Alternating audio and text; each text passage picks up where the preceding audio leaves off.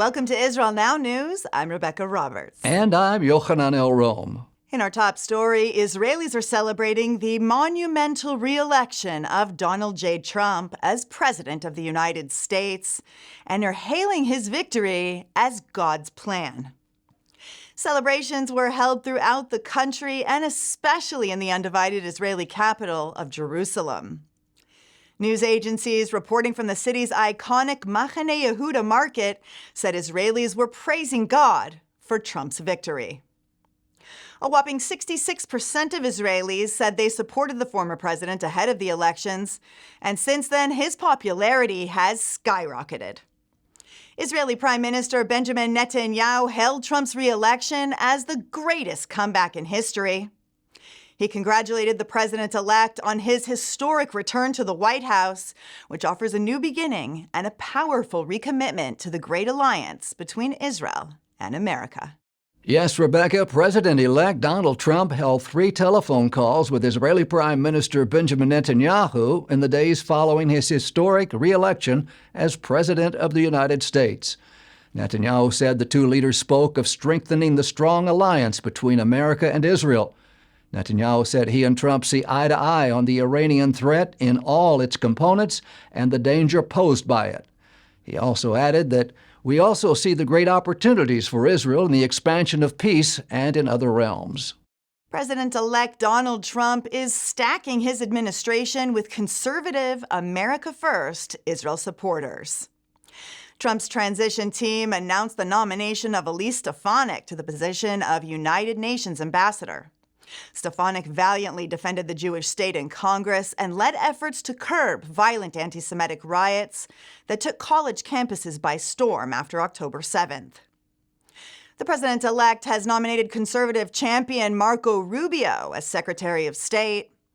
Rubio has been an unapologetic advocate for the Jewish state as it fights wars on 7 fronts for its very existence. Trump also named Mike Waltz as the next national security advisor.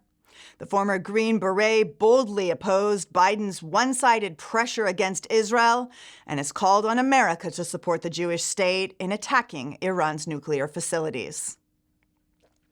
Former governor of Arkansas and Israel Allies Foundation honoree Mike Huckabee will be America's ambassador to Israel.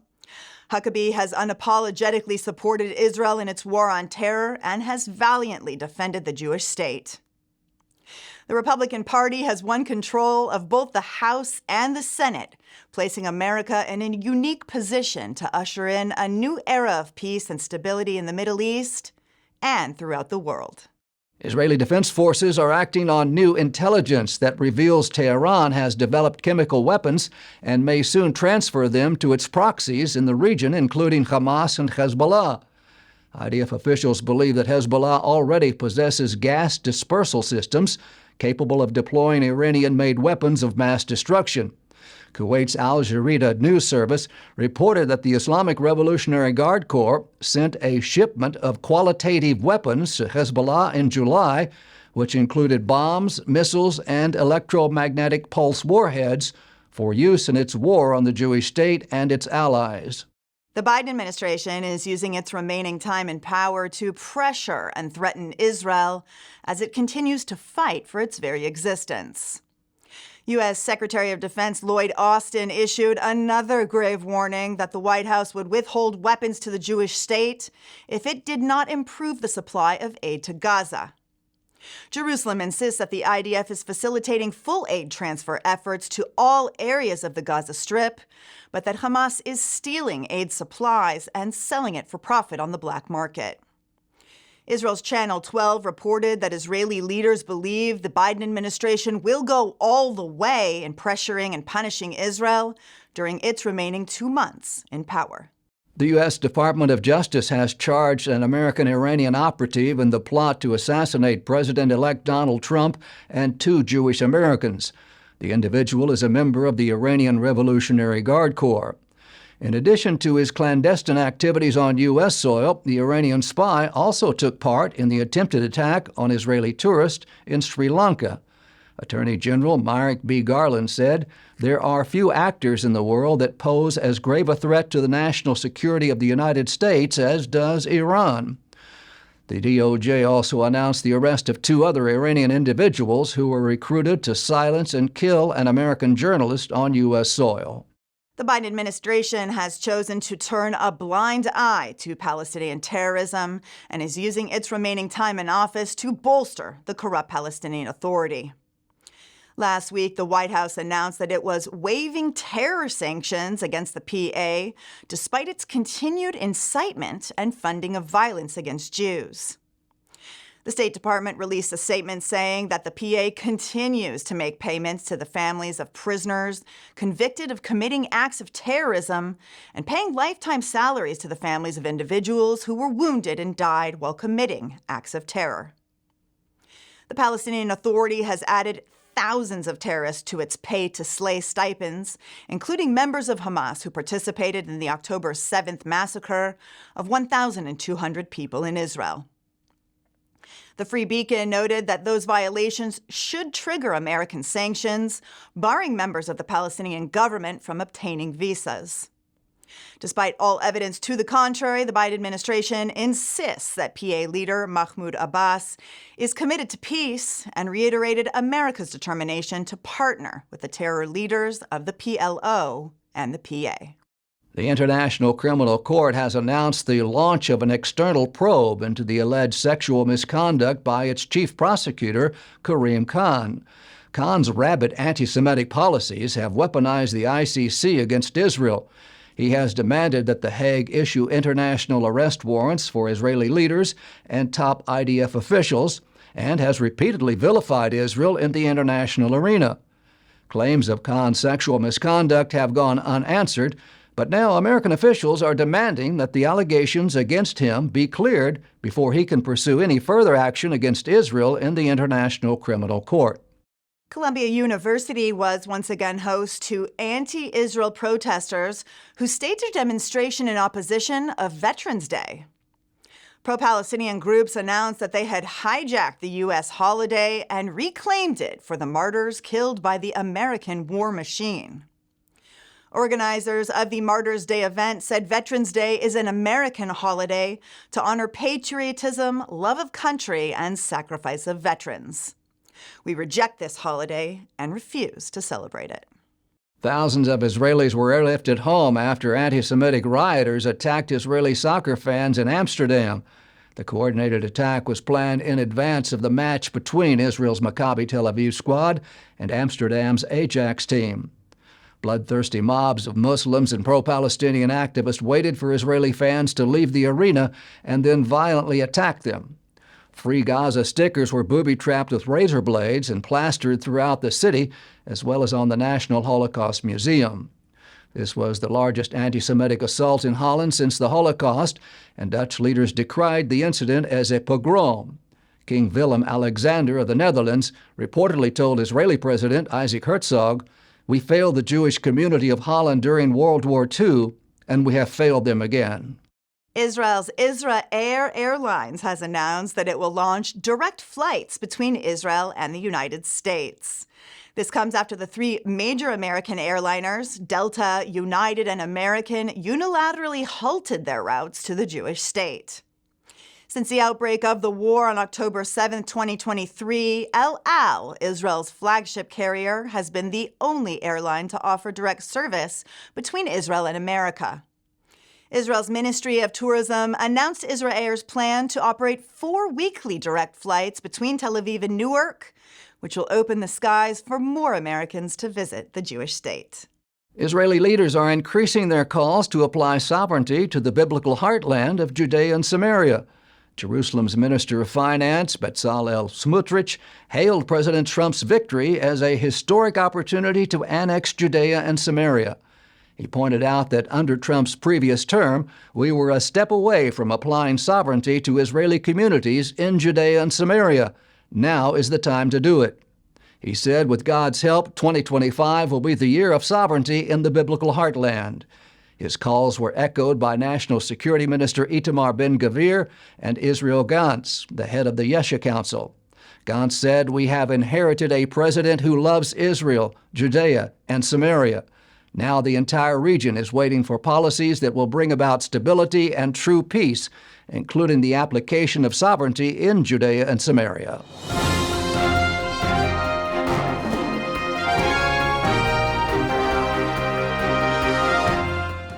That concludes the news portion of our show. Stay tuned for Ask the Source with Josh Reinstein.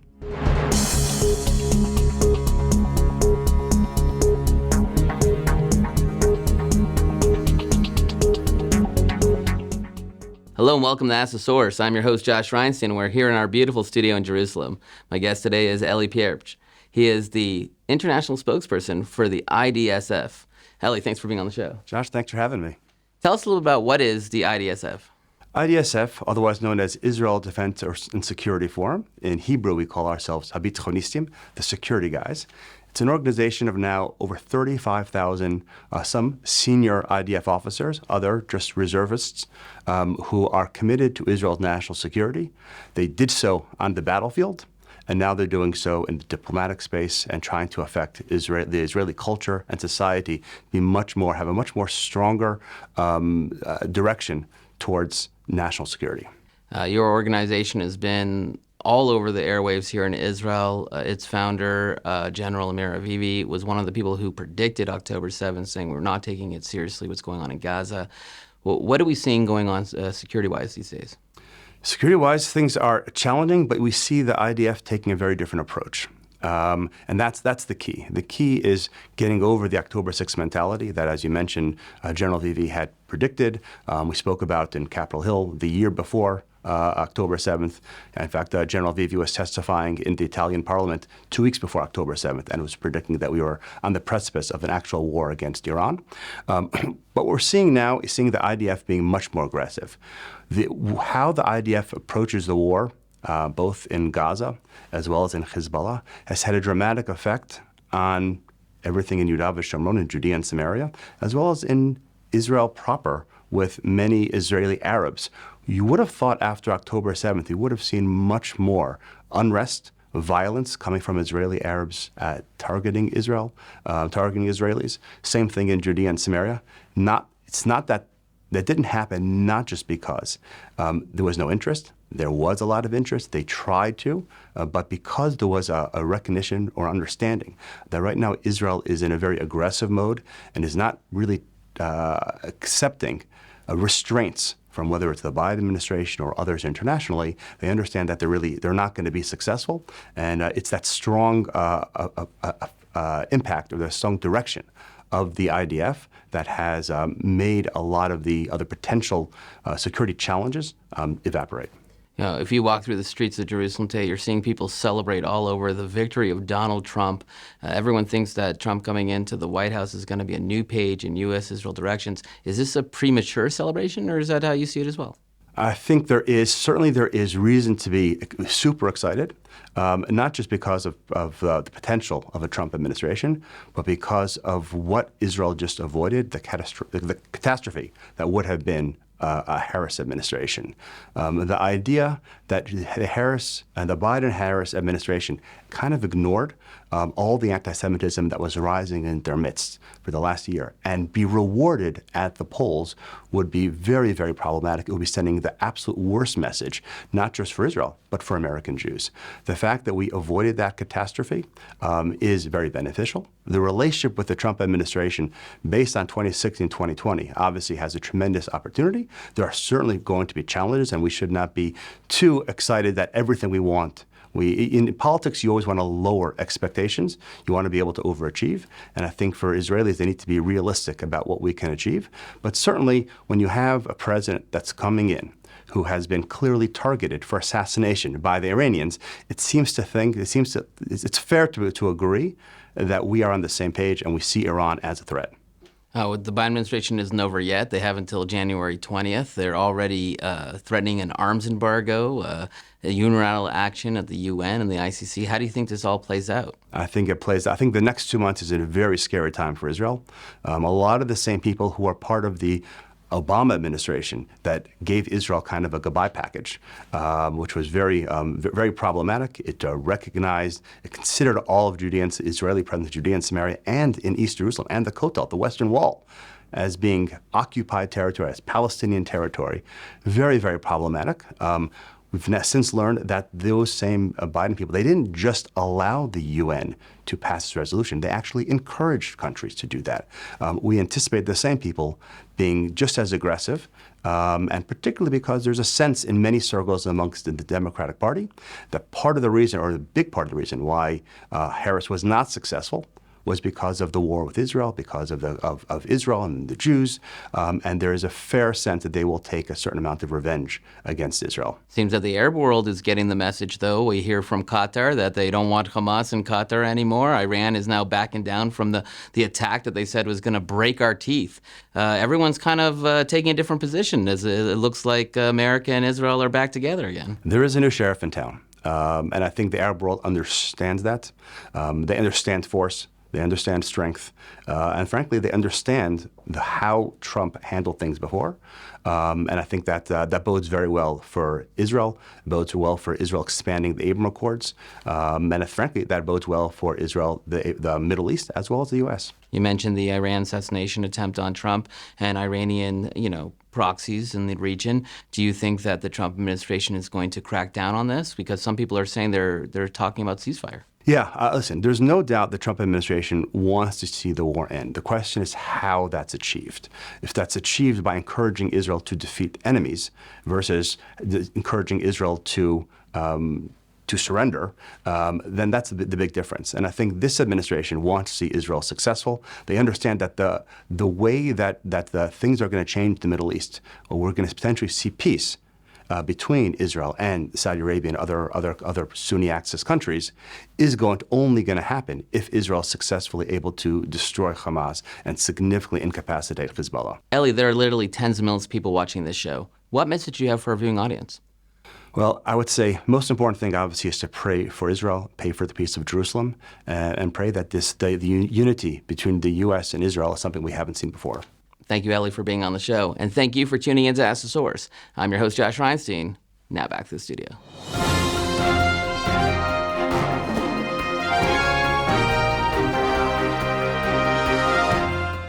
And now the truth from Zion.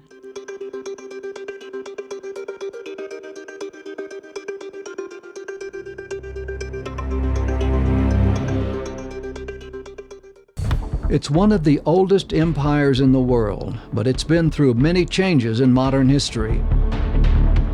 Iran has gone from a global powerhouse to an isolated country. How did we get here?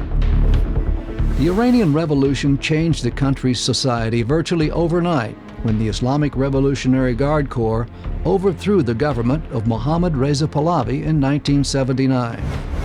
Pahlavi was the last Shah of the imperial state of Iran. The term Shah is used as a royal title. He ruled the nation for nearly 38 years, from 1941 to 1979. The Shah's new government appears determined to press ahead with liberal reform. Despite the fact that Pahlavi's reign brought Iranian society to new heights, giving opportunity to women and eradicating norms like teenage marriage, many were desperate for change. The monarchy was accused of corruption, human rights abuse, and most prominently, economic inequality. Tragically, the people did not realize that those who would replace the Shah would ultimately make their lives much worse. By 1977, many Iranians had become dissatisfied with the Shah, calling him a repressive dictator. At this time, Iran had an oil boom, and the general public argued that the wealth was not fairly distributed. In the fall of 1978, civil servants walked off the job, followed by a crippling strike from oil workers. Almost 40,000 refinery workers went on strike today, virtually cutting off Iran's petroleum exports. The oil strikes cost Iran some $60 million per day. Protesters demanded a more Muslim way of life. University students demonstrating in Tehran, shouting death to the Shah, pledge allegiance to the Islamic movement of the Ayatollahs. A key figure in the revolution emerged from the sidelines. Though he had followers for decades, religious leader Ayatollah Ruhollah Khomeini grew in popularity at this time. By the end of the 1970s, he was the symbol of opposition to the Shah's regime. It is from the mosques that opposition to the Shah is being led by puritanical Shiite Muslims. The religious zealots want to return to the Constitution of 1906, which would ensure all legislation conforms with Islamic law. In January 1979, the Shah was forced to flee the country. Former Egyptian President Anwar Sadat offered him asylum. The Shah died of cancer in the city of Cairo a year later. When the Shah left, Ayatollah Khomeini returned. He too had been exiled over his anti-Shah public expressions and for inciting riots in the street. Upon his return, he established the Islamic Republic. Khomeini and his supporters decided to create a new way of life for Iran. They combined religious principles from the Quran with governance. This would grow and impact the lives of everyone in the nation, especially women and the people of other faiths. With the takeover now complete, Khomeini became the supreme leader of Iran. The United States had been supporters of the Shah's regime, but were wary of an Islamic state in Iran. The American embassy in Tehran is in the hands of Muslim students tonight. Spurred on by an anti-American speech by the Ayatollah Khomeini, they stormed the embassy, fought the Marine Guards for 3 hours, overpowered them, and took dozens of American hostages. Washington hoped to use diplomacy to free the hostages, but to no avail. The U.S. then tried to stage a rescue by helicopter, but 2 of the 8 aircraft malfunctioned on the way to Iran, and another broke down at the rendezvous site. One of the helicopters in the fleet collided with a support plane, and 8 service members were killed. Their bodies were picked up by Iranians and paraded through the streets of Tehran in front of TV cameras. The revolution brought about many negative changes in Iranian society. Women lost their rights and Islamic law was implemented.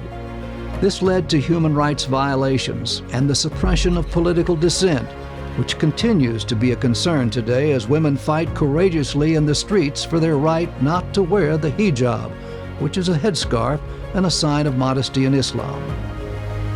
Today, Iran does not have diplomatic ties with the United States and many other Western countries. The country works closely, though, with China, Russia, and Syria.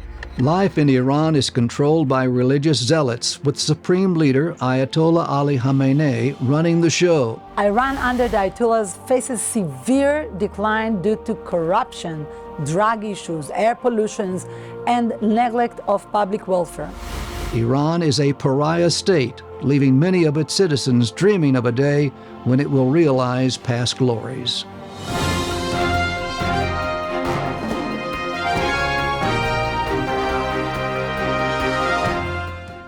Up next, the ICEJ report from the International Christian Embassy, Jerusalem.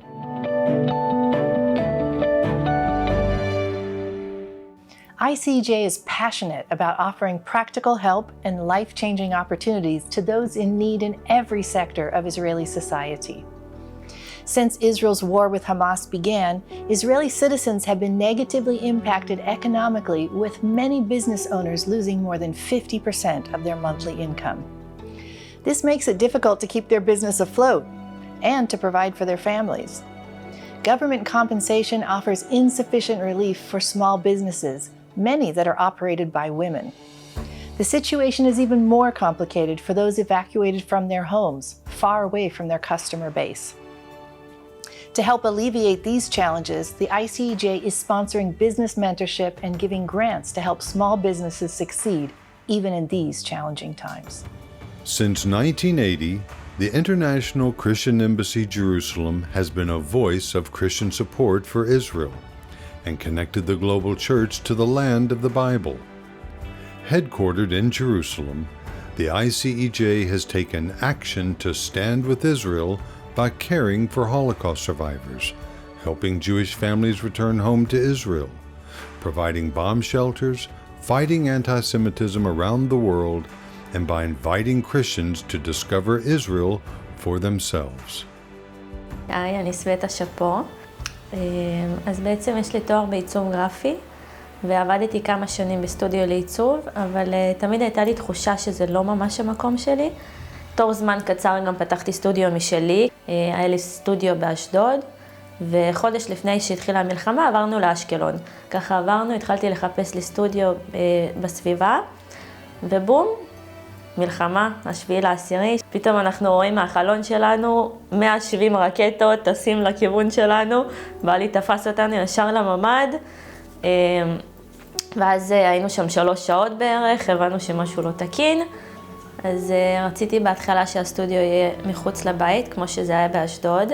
חיפשתי סטודיו, עשיתי סיבוב, וכשהתחילה המלחמה, תקציבית הבנתי שאני לא אצליח לממן את זה, ובטח שלא לחתום על חוזה שאני לא יודעת מה יהיה עוד כמה חודשים, ולמזלי באמת לא שכרתי שום סטודיו, והחלטתי שאני עדיין חייבת להמשיך לתפקד, גם בשביל עצמי, כי זה חלק מהחיים שלי.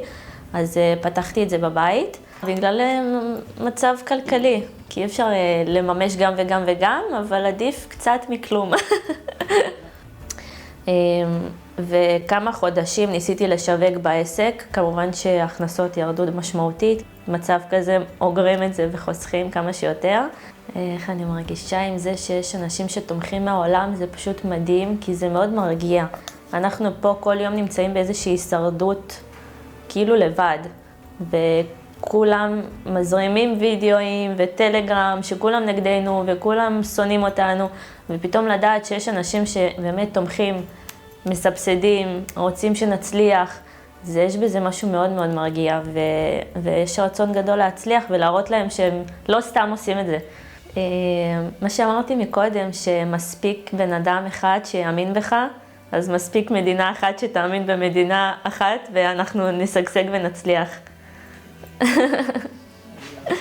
תודה רבה. After Hamas brutally attacked Israel on October the 7th, 2023, the ICEJ has been actively standing with Israel and her people through advocacy and urgently needed aid projects. Now is the time for Christians to turn their love for Israel and the Jewish people into real action as never before. Your donation will help deliver bomb shelters to at-risk areas, provide necessary supplies for first responders, support affected citizens with trauma care, and will eventually help rebuild these devastated communities. Visit ICEJUSA.tv to donate online, or call 1-800-910-6355 and give your generous gift today.